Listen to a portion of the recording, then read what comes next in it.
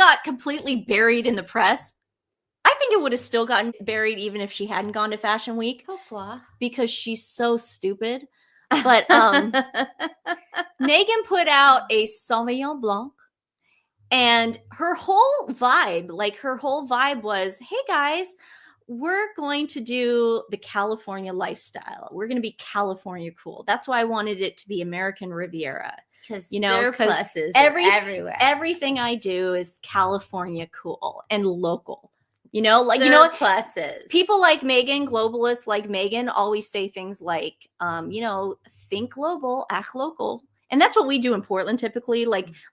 We try to buy local here. We try to support our community as much as we can, because that is what makes a thriving community. Unfortunately, Meghan was trying to grift off the aspect of community. So thank goodness, because I wouldn't have noticed this, but a Sussex squatty said, Meghan just dropped a new wine imported from New Zealand. I wonder, did she ever take any visits there to view the winery? No, honey, because you know what would have happened? We would have seen pictures of it when she dropped the Sauvignon Blanc. Absolutely not. We know her and Harry love New Zealand. Really? They do? Okay. So it's Marlborough Sauvignon Blanc, which is from New Zealand. And there it is. It says wine of New Zealand right there. You don't believe me. This time it's 12.5. It's 12.5, thank God.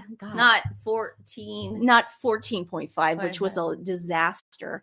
Okay, so I went over to ChatGPT and I'm like, why would someone, okay, this is what I did. I just typed it in and I said, why would somebody who lives in California buy wine or import wine from New Zealand? First, I thought it was going to be a California wine because of the surplus of wines. Then I asked it, and they told me because it's cheaper. It's cheaper. I know. I love your wine. I buy your wine all the time. I used to buy your Chardonnay, and I used to keep back when I could drink wine. I can't anymore. It gives me a headache.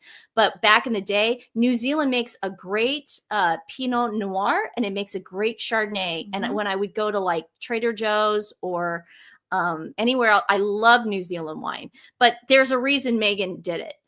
It's a lower production cost in some respects. Land and labor might in some regions be cheaper, though not always. New Zealand has reputation for efficient export wine operations, particularly for Sauvignon Blanc, which helps economies of scale. Their climate also is great, and they have a fantastic climate for growing the grapes. Okay, so scale of export-oriented operations. Many New Zealand wineries are built around exporting. They optimize for logistics, export compliances, and cost minimalization because they aim for global markets. New Zealand producers often use bulk shipping. Okay, and then I'm like, what's bulk shipping? Central bottling or contract bottling to reduce its costs. Listen how they ship the wine, you guys. This is how it works. Meghan orders some wine over in New Zealand.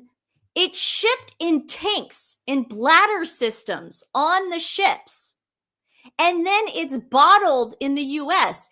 It's very inexpensive. So all this wine is on a tanker on its way to California, not necessarily even California, probably wherever she gets the crap bottled. I doubt it was even bottled in California.